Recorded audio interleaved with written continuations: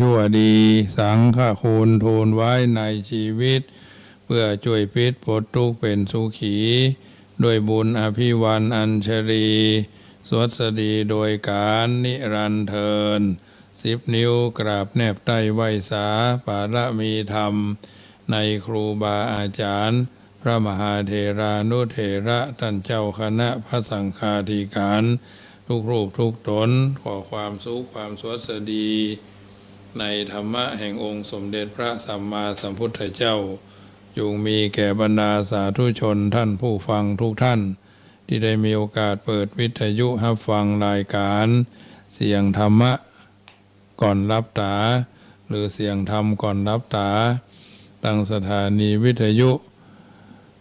เพื่อการศึกษาพระพุทธศาสนาและจริยธรรมและวัฒนธรรม FM ความถี่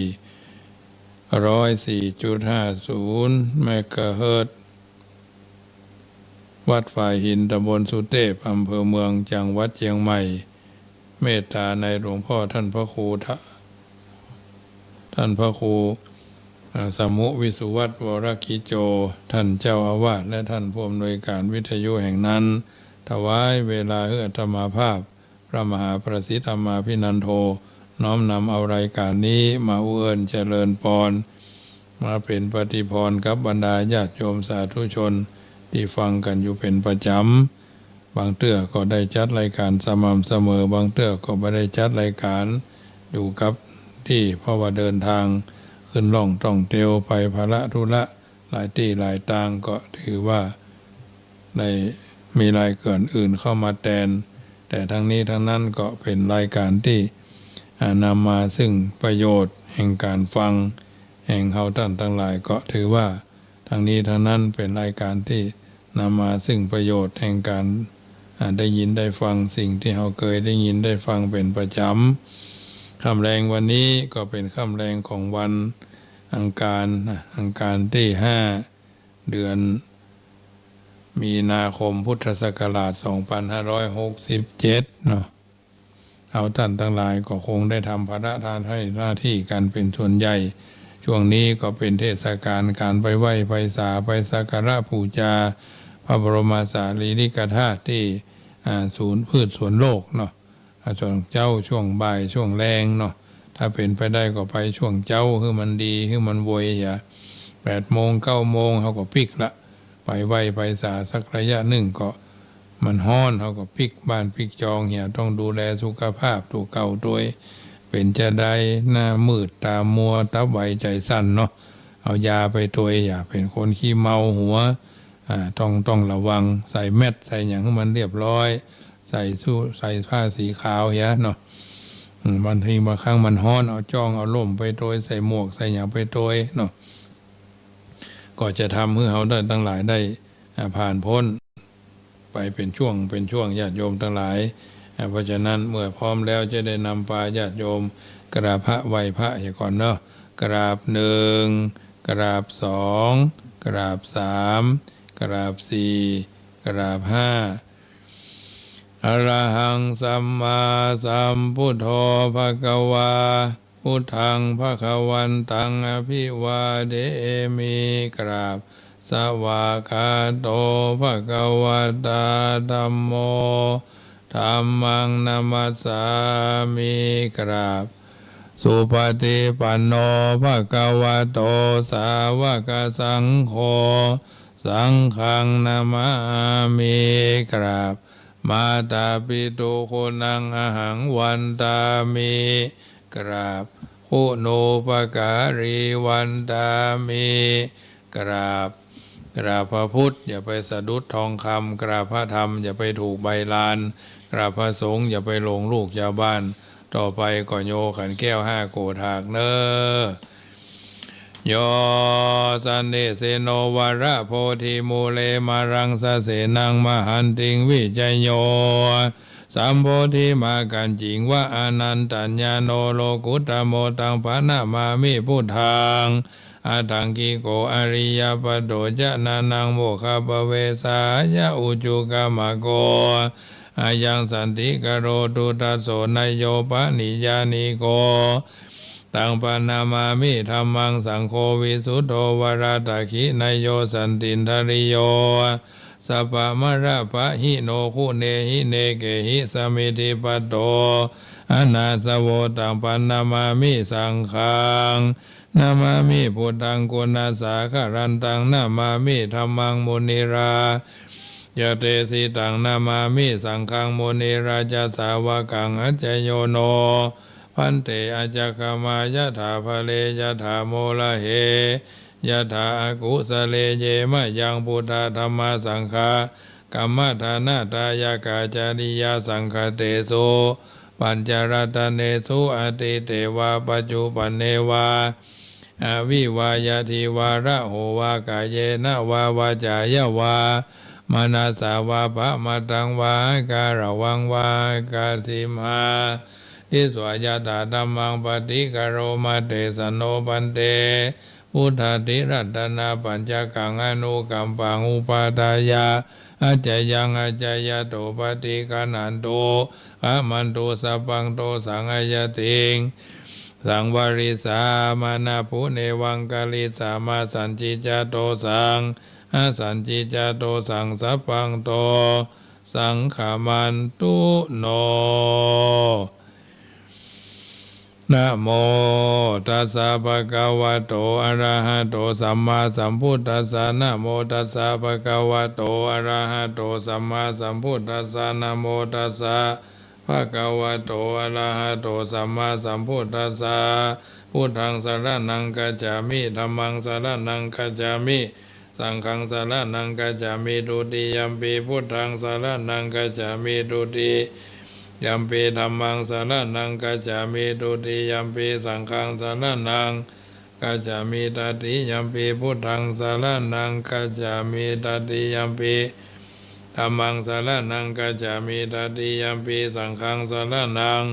กัจฉามิสรณะกัมมานังพุทโธสัพพัญญูตยาโนธัมโมโลกุตโลนาวาสังโฆมะคะภะละโตจาอิเจตังรัตนะตยังเอตัสสะอนุภาเวนะ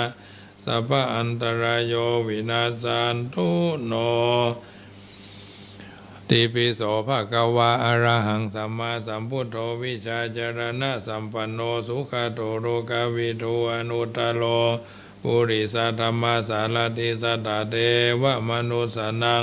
พุทโธภะคะวะติสวากขาโตภะคะวะตะธัมโมสันติติโกอากาลิโกเอหิปัสสิโกโอปนายิโกปัจจตังเวทิตาโพวินโยอิติสุปฏิปันโนภะคะวะโตสาวกสังโฆอุจุปฏิปันโนภะคะวะโตสาวกสังโฆยะยะปฏิปันโนภะคะวะโตสาวกสังโฆสามิจิปฏิปันโนภะคะวะโตสาวกสังโฆยะติทังจัตตาริปุริสายุคานิอัฏฐาปุริสาบุคลาเอสาภะคะวะโตสาวกสังโฆอาหุนายโยปะหุนายโยตักขินายโยอัญชลีกาลานิโยอนุตตรังปุญญเขตังโลกัสสติเอวเมสุตังเอกังสัมมัญญังภควาสาวัติยังวิหารติเจตวันเนอนาถาบินดิกัสสะอาราเมตาลโขภควาภิกขุอมันเตสิภิกขโวติปทันเตติเตภิกขุภควาโตปัจจโสสุภควาเอตัทโวจะเมตายาภิกขเวเจโตวิมุตติยาเสวิตายาภาวิตายาพหุลีกตายายานิกตายาวัตถุกตายาอนุติตายาปริจิตายาสุสมารัฐายาอิเมเอกาทัสสานิสังสาปฏิกังคากาตเมเอกาทัสสาสุขังสุปฏิสุขังปฏิปุชตินาปาปะกังสุปินังปัสสติมนุสสานังปิโยโหติมนุสสานังปิโยโหติเทวตารักขันตินาสาอาคิวาวิสังวาสัทธังวากามติตุวาตังจิตังสมาธิยติมุขวันโนวิปัสสิทติอาสัมมุลโหกาลังกโรติอุตริงอปติวิชันโตภามะโรกุปโคโหติเมตตายาภิกขเวเจโตวิมุตติยา อาเสวิตายะภาวิตายะพหุลีกตายะยานีกตายะวัตุกตายะอนุทิตายะปริจิตายะสุสมาลาทายะอิเมเอกาทัสสานิสังสาปฏิกังขติอิธามโวจาภะคะวะอัตตมนาเตภิกขุภะคะวะโตปัจจสุสุภะคะวะเอตตะโวจาสวาธุพระปัญญาปารามี30 ตาสวาธุพระปัญญาปารามีวัดแวดล้อมวิริยาปารามีออมระวังดีศีลปารามีบางหอกบางดาบเมตตาปารามีผ่าแพ้ตั้งปืนตาหน้าปารามีคือเป็นผืนดังต่ออุเบกขาปารามีคือก่อเป็นเวียงสัจจปารามีแวดระวังดีเป็นไม้ไตรขันติปารามีกลายเป็นหอกเป็นดาบบางนาไม้และปืนไฟวิริยาปารามีขันติปารามีคือก่อเป็นเวียงสัจจปารามีแวดระวังดีเป็นไม้ไตร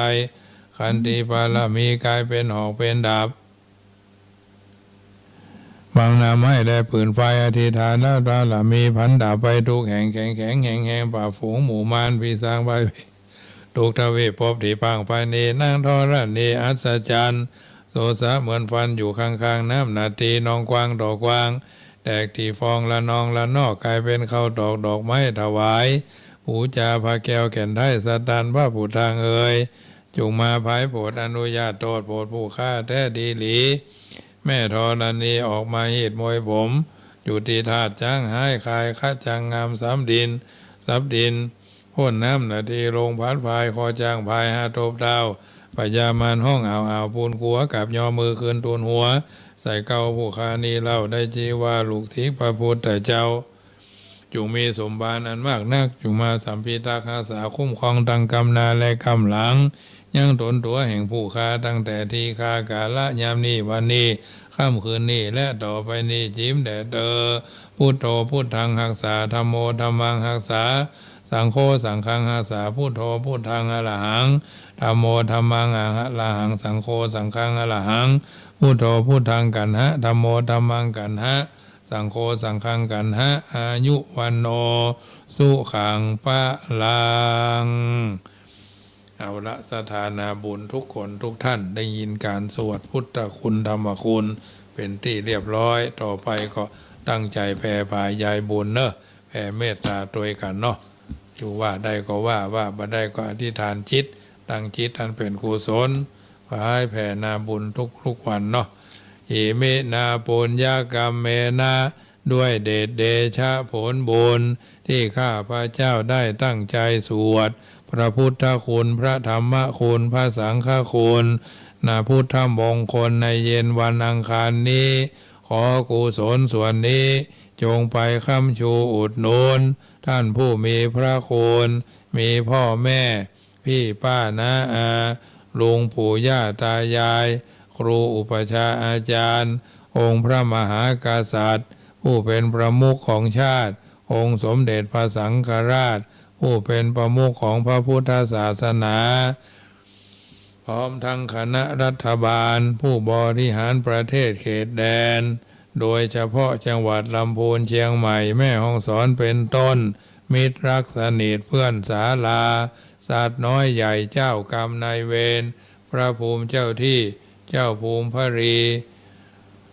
องค์พระแม่ธรณีองค์พระแม่โพธิ์ศพพระยายมราชนายนิริยบาลท้าวจุโลกบาลทั้งสี่และสิริคุตอมาตย์ชั้นจตุมหาราชิกาเบื้องบนจนถึงที่สุดรอบมาเบื้องต่ำท่านทั้งหลายที่ได้รับความทุกข์มีพ่อแม่พี่ป้าน้าอาลุงปู่ย่าตายายพร้อมทั้งสรรพสัตว์ทั้งหลายและสรรพเปรตทั้งหลายก็ขอให้ท่านได้พ้นจากทุกข์ท่านทั้งหลายที่ได้รับความสุขก็ขอให้สุขยิ่งขึ้นไปด้วยเดชเดชะผลบุญที่ข้าพระเจ้าตั้งใจให้ไปนี้จงเป็นตบะเดชะเป็นภรวะปัจจัยเป็นอุปนิสัยนำส่งให้ข้าพระเจ้ามีความสุขความเจริญและเกิดปัญญาญาณทั้งชาตินี้และชาติหน้า ตลอดปัจจุบันชาติอย่างยิ่งจนถึงความพ้นทุกข์คือพระนิพพานในอนาคตการเบื้องหน้าโน้นเทินเอาละสถานาบุญทั้งหลายได้ยินได้ฟังเรียบร้อยต่อไปก็ฟังธรรมะเป็นปฏิพรเนอะวันนี้ก็นำเอาเรื่องของชีวิตมีความสุขท่านทั้งหลายได้ยินได้ฟังธรรมะหลายที่หลายทางก็คงจะนึกเดาเอาความคิดว่าเอาไปทั้งหลายที่หลายทางหลายแห่งหลายหนแต่ละคนก็คงคิดว่าเหมือนกันอยู่ในหนุ่มในวัยหนุ่มสาวหนุ่มกำน้ำก้อมก็ยังมีความต้องการในเรื่องม่วนงานจันเล่า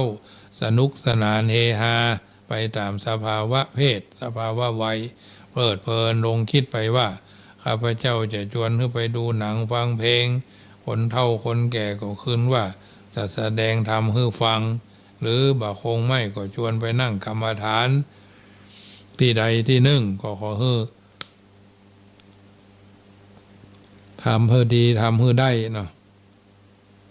น่าจะพาไปพบกับชีวิตที่มีความสุขใดที่ไหนพ้องการที่ทำอย่างใดชีวิตจึงจะมีความสุขหรือจะประกอบอาชีพอย่างใดจึงจะทำให้ชีวิตมีความสุขข้อนี้จะระบุลงไปตายตัวบ่ได้อาชีพตำรวจสบายกว่าทหาร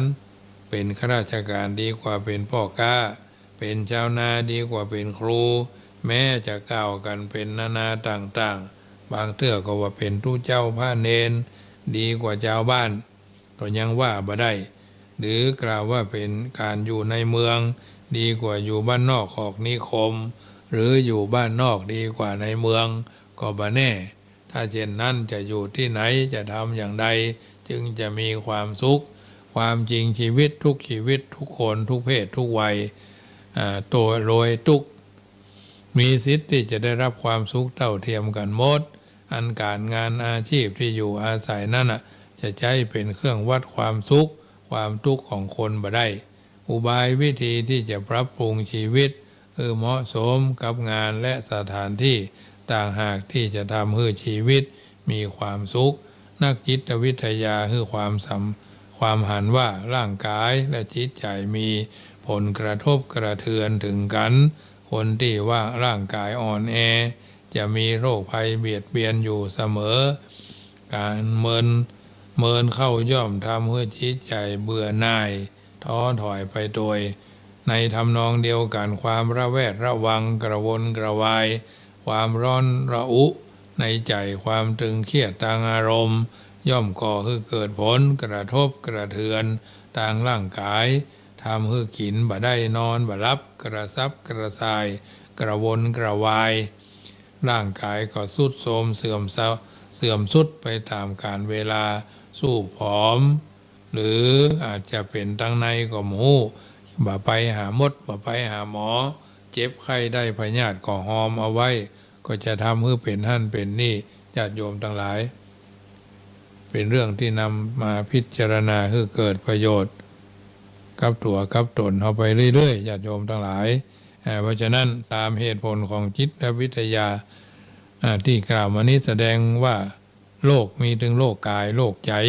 โรคทางกายมีทางที่จะรักษาได้ง่ายกว่าโรคทางใจโรคทางใจเป็นแล้วน่ากลัวอาจจะฆ่าคนให้ตายไปเตื้อน้อยเนาะอย่างช้าๆเพื่อป้องกันโรคอย่างเพื่อนอาตมาภาพป่วยอาพาธเป็นโรคมะเร็งเนาะเป็นโรคมะเร็งมันถึงมาฟังเฮาอยู่มาจัดเมินเฮาก็บ่กึดว่ามันจะเป็นทีแรกก็นึกว่าเป็นฤทธิ์สีดวงทวารนี่นะเอาเข้าผลตัดชิ้นเนื้อไปตรวจก็ปรากฏว่าเป็นมะเร็งระยะที่ว่ากำลังเริ่มไม่หรอกเพิ่นก็ไปฉาย4คีโมมา2 3 4 5 6 7เตื้อ4คีโมก็เหมือนเฮานี่หมดทุกสิ่งทุกอย่างหันก็แสงไฟที่อยู่รอดหน้าต่างมาตาอันไหนหรอเขานึกว่าเขาตายแล้วไอ้น่ะแต่นี้แกก็ยังไปอยู่ไปเข้าประเดี๋ยวนี้ก็ถือว่าเชื้อมะเร็งลดปริมาณลงกว่าเดิมอีกแล้วประมาณลดเชื้อมะเร็งยังลดปริมาณไงหรอเจ้านี่นั่งอู้กันในงานศพเนาะท่านก็ไปเป็นทรงพิธี อาตมาภาพก็ไปเป็นประธานสงฆ์ก็อู้จาทักทายกันมาอู้เรื่องการสอบไปสอบพระอุปชฌาย์เนาะไปตามระบบระเบียบเพิ่นมีข้อกล่าวเอาไว้ว่าพระเจ้ารองเจ้าคณะตำบลนั้นมีแต่ไม่ไปหรือไม่มีเจ้าคณะตำบลนั้นมีแต่ไม่ไปก็ให้ประธานหน่วยอบรมประชาชนประจำตำบลนั้นไปอย่างอำเภออย่างจังหวัดลำพูนนี่ท่านเจ้าคณะจังหวัดลำพูนท่านเปิดทางเปิดไฟเขียวสปอร์ตไลท์เนาะคือเลยว่าประธานอปต.ตำบลไหนพร้อมไปเลยอาตมาภาพก็ยกมือไปเลยเนาะก็เลยไปได้อบรมมาครั้งที่1ก็ที่วัดศรีโสดา17 18 16 17 18ที่วัดศรีโสดาก็ผ่านไปละครั้งที่2ที่วัดปากน้ำ26ถึง26ถึง61มีนาเนาะกุมภาถึงมีนาครั้งสุดท้ายก็จะไปวันที่17กุมภาเนี่ยมีนาเนี่ยไปจนถึงวันที่23 21 22นี่ก็22 23นี่ก็คงฝึกซ้อมการรับตราตั้งเนี่ยเพราะฉะนั้นพระอุปชฌาย์ที่ไปก็ต้องไปแล้วก็คือมันมีความหมายอุปชฌาย์ก็เป็นตำบลละ1รูปเว้นไว้แต่กรณีพิเศษเนาะก็พระครับหลวงพ่อวัดสันสลี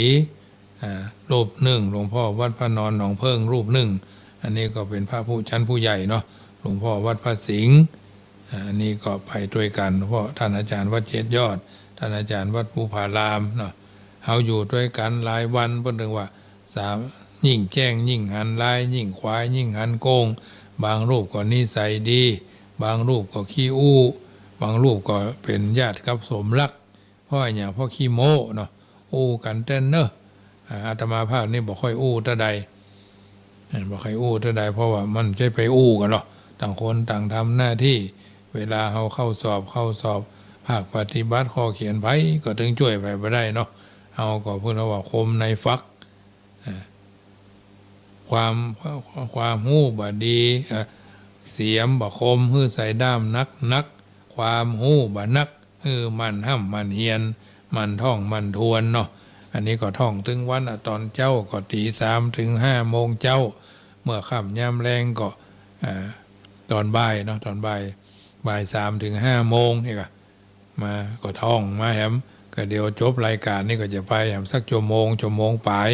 ก็จะเข้าพักจำวัดแล้วอันนี้ก็ท่องโดยเขียนโดยเพราะเฮาบ่ใช่เก่งแต่เฮามันเนาะ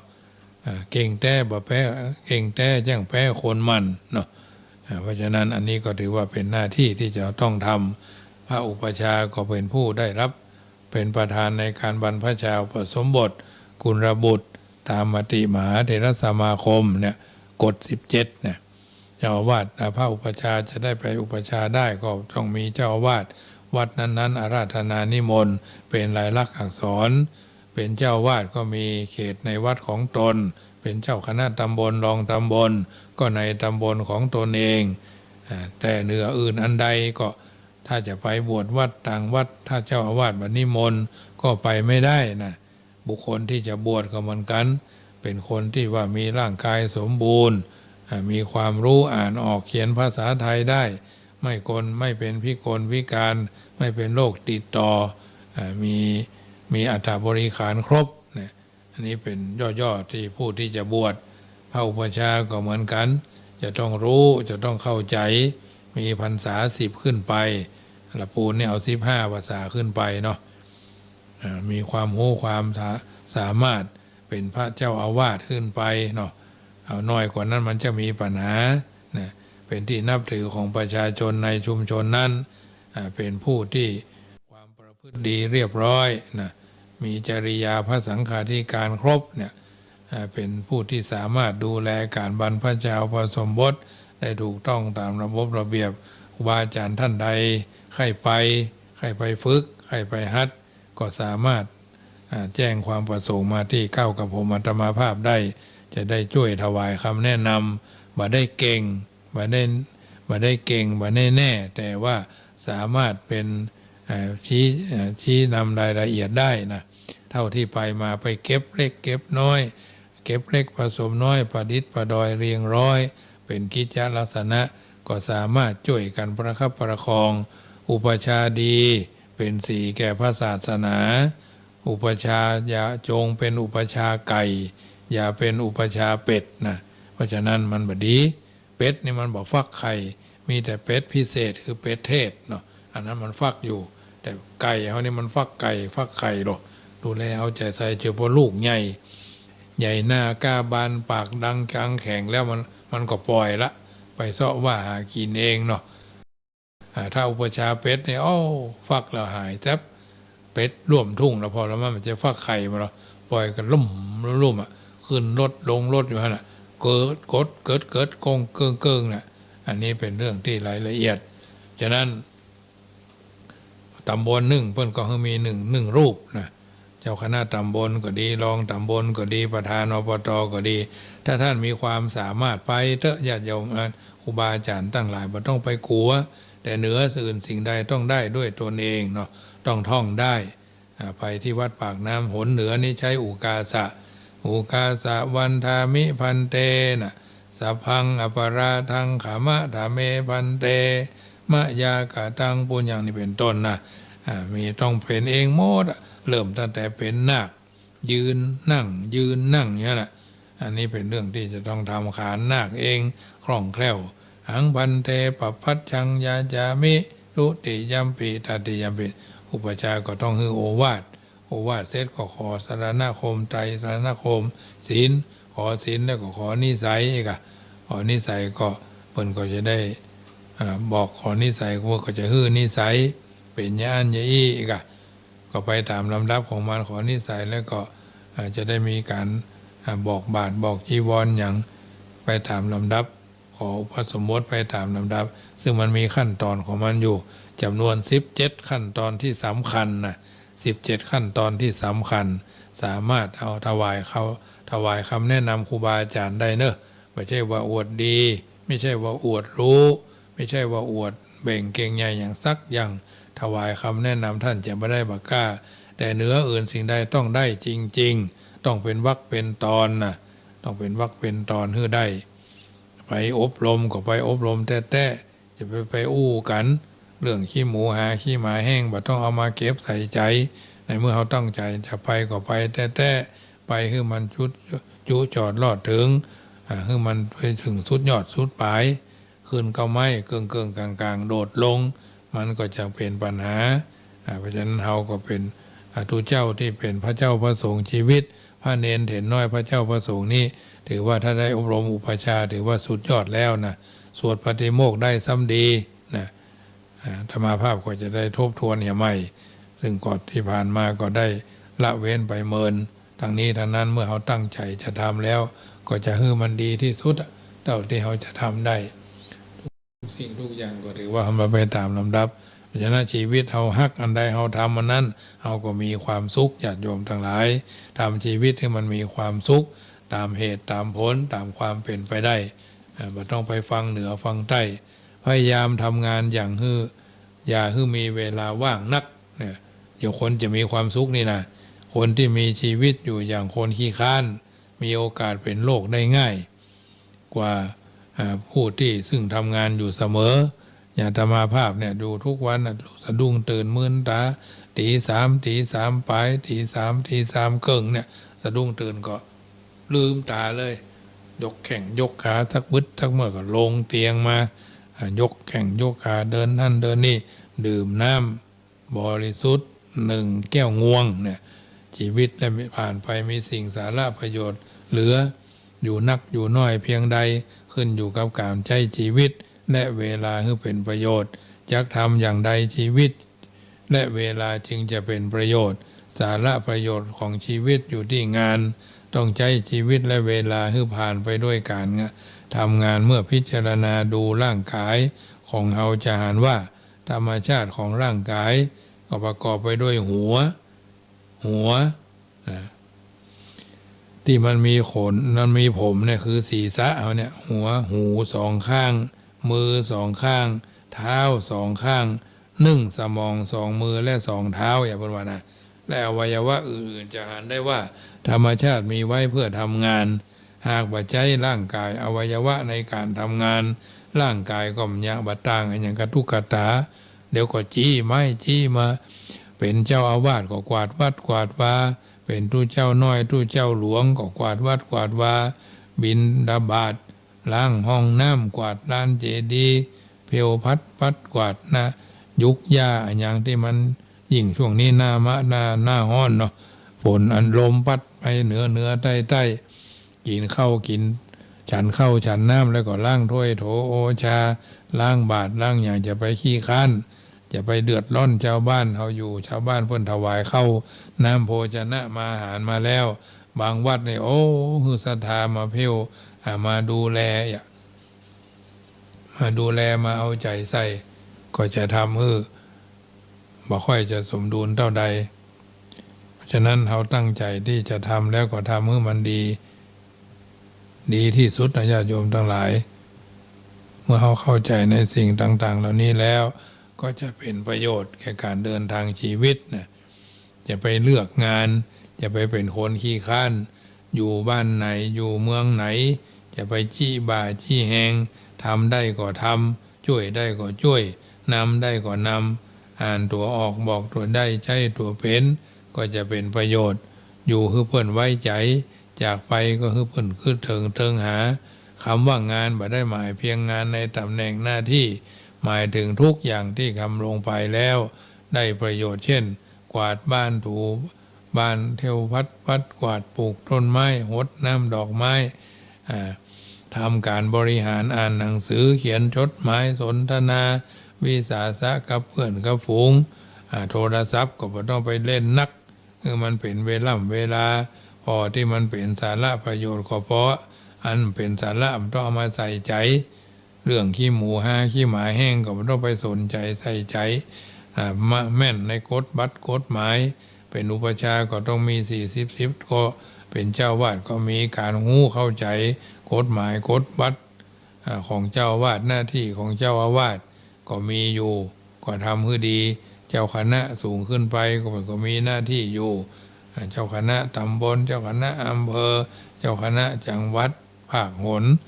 บริหารกรรมการมหาเถรสมาคมอันนี้เป็นเรื่องที่มีอยู่เป็นประจำอยู่แล้วเป็นคนเลือกงานก็อยู่บ่ได้เป็นคนขี้ข้านก็อยู่บ่ได้คนที่เลือกงานคือคนที่หางานบ่เป็นงานพอข้ามงานเล็กๆน้อยๆไปเหียมัวแต่คอยว่ายังจะได้เมื่อใดจะได้งานบัดนำซ้ำบางคนยังเลือกงานที่ตนชอบถ้าได้งานที่บ่ชอบก็บ่ยอมทำเลยกลายเป็นพ่อพวงมาลัยร่องละลอยขึ้นลอยล่องไปตามรอยไปก็ลอยมาเนาะบางคนก็เป็นคนเลือกงานแต่เพราะสันดานขี้ข้านคือเป็นคนบ่เอาการเอางานเปิดคือทำงานเอาบ่ไหวก็อย่างนั้นนี่อ้างหั่นนั่งนี่นะนักก็บ่เอาเบาก็เกี่ยงเปิดห้องว่าบดเบี่ยงเกี่ยงงอนเบาก็บ่สู้ถึงเวลาทำงานก็อ้างว่าหนาวว่าฮ้อนว่าเจ้าว่าพัดวันประกันพุ่งไปเรื่อยๆพยายามพากรชะตาชีวิตคนขี้ข้านได้ว่าคนขี้ข้านเมินไปจะไร้ทรัพย์จะเอาจะอาภัพไร้หลายจะอาภัพยากไร้หลายสถานน่ะคนที่ขยันคือคนที่เคารพมีความภาคเพียรพยายามบ่ปล่อยไปตามกาลเวลา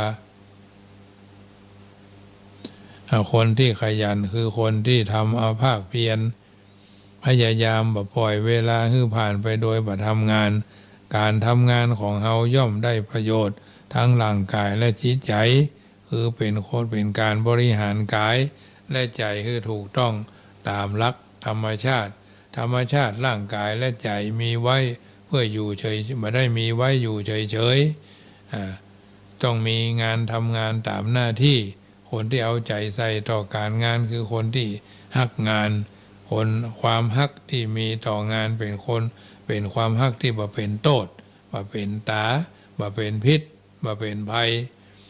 มันส่อแสดงถึงคุณธรรมในใจว่าเป็นคนมีความเพียรเป็นคนมีความอดทนเป็นคนทางฮักการฮักงานทำงานอยู่สม่ำเสมอย่อมเป็นการบริหารร่างกายพร้อมกันไปโดย ทำให้ร่างกายสมบูรณ์แข็งแรงมีกำลังต้านทานโรคภัยไข้เจ็บในง่ายเมื่อจิตใจบ่เบื่อหน่ายท้อแท้ทำงานให้สำเร็จลุล่วงไปตามวันเวลาร่างกายสมบูรณ์บาดเจ็บป่วยนั่นก็คือผู้มีความสุขเพราะการทำงานทำความมีความภาคภูมิใจว่าวันเวลาผ่านไปด้วยการทำประโยชน์เพื่อนบอกว่าคนที่ไม่รักษาเวลาก็คือคนที่ฆ่าตัวเองทางอ้อม2หัดทำใจคือชอบคนอื่นและคืออภัยแก่ผู้อื่นเสมอ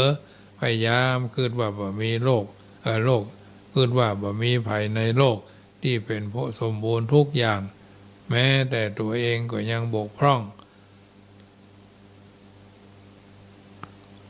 อันนี้ก็ตรงกันข้ามกับหลักธรรมในพระพุทธศาสนาข้อที่ว่าหันหัวอกเขาหัวอกเฮาได้แก่หลักของการเจริญเมตตาการที่จะเมตตาจิตแก่กันได้กันนะเพราะต่างก็มีความหันใจกันเข้าใจกันความประสงค์ของกันและกันว่าต่างฮักความสุขเกลียดความทุกข์ต่างต้องการความเจริญบ่ต้องการความเสื่อมเมื่อ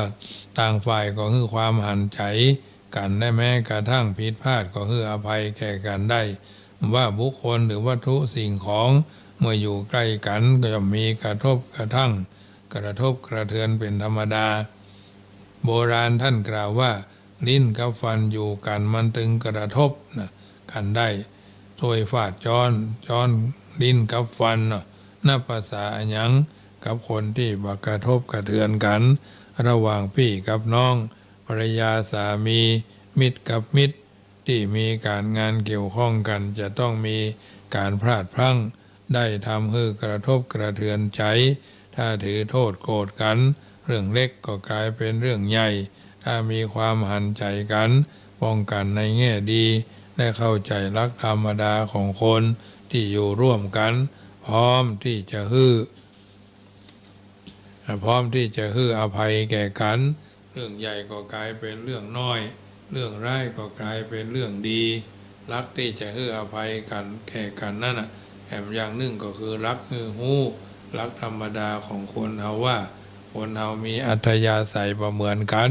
บางคนโกรธเกลียดเครียดแค้นบางคนโกรธง่ายหายากขี้เกียจมักขมตากลมมักลาบตามาบมักลูกกุยญาติโยมทั้งหลายบางคนปากร้ายใจดีบางคนปากหวานก้นส้มบางคนบะนาวบะมีน้ำเนาะบางคนนักแต่ทำน้อยบางคนน้อยแต่ทำนักนิสัยคนเฮามี108,900ญาติโยมทั้งหลาย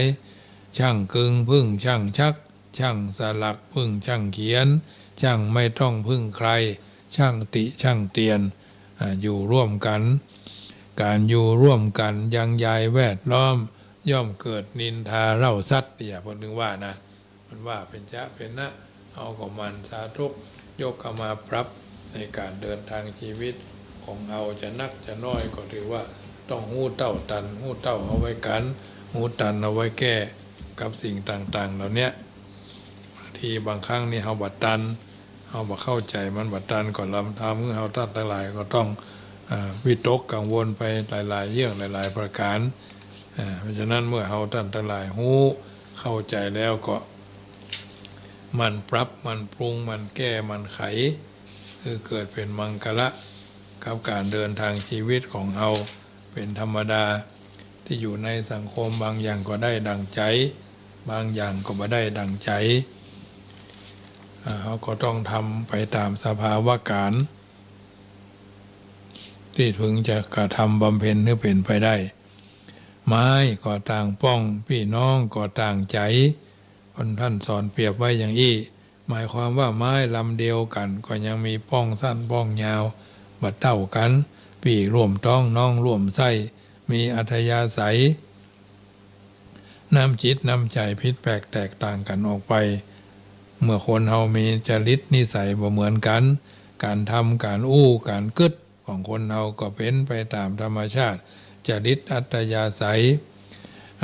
ตรงกับใจของเฮาย่อมบ่ได้แท้ที่จริงแล้วต่างที่ก็ต่างกันของที่ต่างกันเนี่ยถ้าผู้ฉลาดรู้จักดัดแปลงแก้ไขแนะนำไปใจให้เหมาะให้สมย่อมกลายเป็นของสวยงามเหมือนดอกไม้ที่มีสีต่างกันนายช่างผู้จัดดอกไม้หรือนายมาลาการผู้ฉลาดนำไปจัดเป็นพานพุ่มก็กลับเป็นของสวยงามคนเฮาก็เช่นเดียวกันแม้จะต่างจริตนิสัยแต่ถ้าเฮารู้จักปรับตัวเข้าหากันร่วมแรงร่วมใจมีความสามัคคีกันนิสัยที่ต่างกันกลับเป็นการเสริมสร้างความสวยงามและคือประโยชน์ร่วมกันเหมือนดอกไม้ต่างชนิด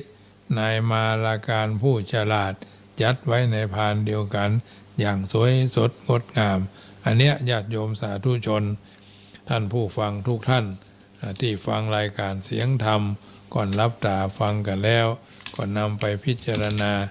ปรับใช้เดินทางชีวิตโดยมีหลักธรรมของพระพุทธเจ้าเป็นปฏิภรณ์ให้ท่านทั้งหลายได้นำไปพิจารณาปรับใช้ในการเดินทางชีวิตหู้เต้าในหู้เต้าเอาไว้กันหู้ตันเอาไว้แก้ในการเดินทางชีวิตของเราท่านทั้งหลายเป็นลำดับไปฉะนั้นรายการเสียงธรรมก่อนรับตาก็มาถึงช่วงสุดท้ายบุญใดกุศลใดที่เราได้ทำร่วมกันก็คือเป็นบุญเป็นบารมีคือเป็นปฏิภรณ์คือท่านสาธุชนที่ฟังกันอยู่ทางบ้านนำไปพิจารณาถูกต้องท่องแท้สมกับที่เราเป็นพุทธบริษัทมีพระพุทธเจ้าพระธรรมพระสงฆ์เป็นสรณะเป็นที่พึ่งเป็นลำดับไปเอาหู้เขาเข้าใจในสิ่งเหล่านี้ก็จะทำให้เราท่านทั้งหลายบักเก้อเขินเวลาอยู่ในสังคมอยู่แห่งความอยู่ร่วมก็ถือว่าเป็นสิ่งที่นำมาซึ่งประโยชน์โสติผลกับตัวกับตนสมดังกรรมที่บัณฑิตหูเก่าเอาไว้เจริญพรแฟนพันธุ์แท้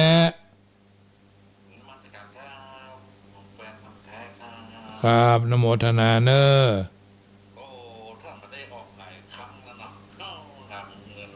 มีงานอยู่โยมเหมยแล้ว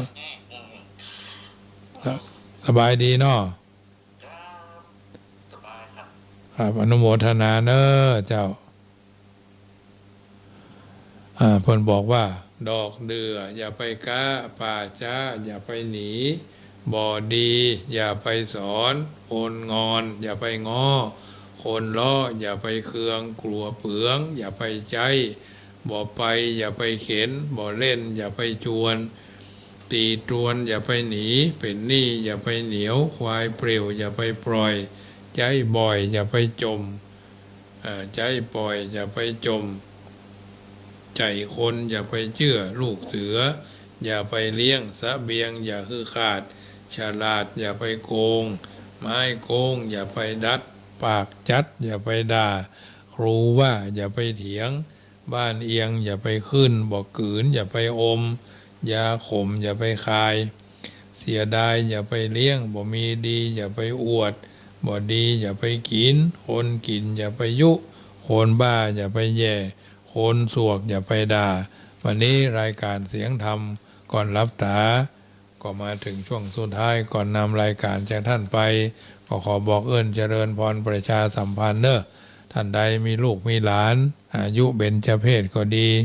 หรือปีชงก็ดีตลอดจน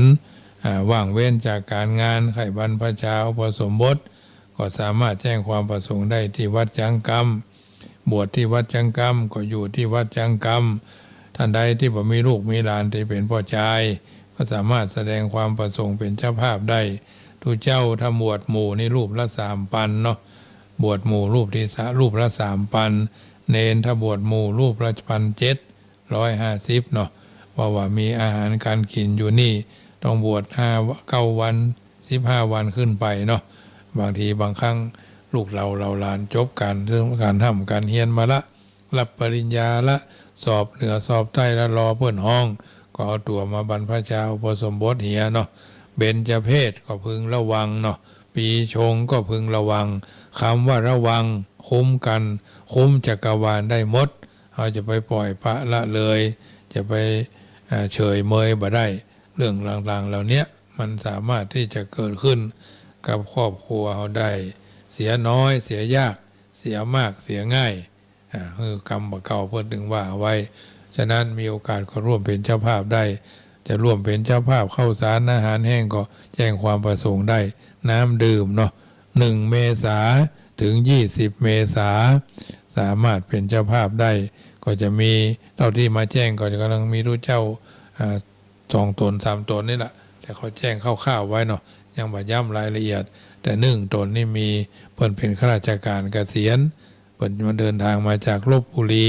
เพิ่นก็จะมาเพ็กที่นี่ก็ถือว่าก็จะได้หน่อเนื้อเชื้ออรหันตาอรหันตีไปทางหน้า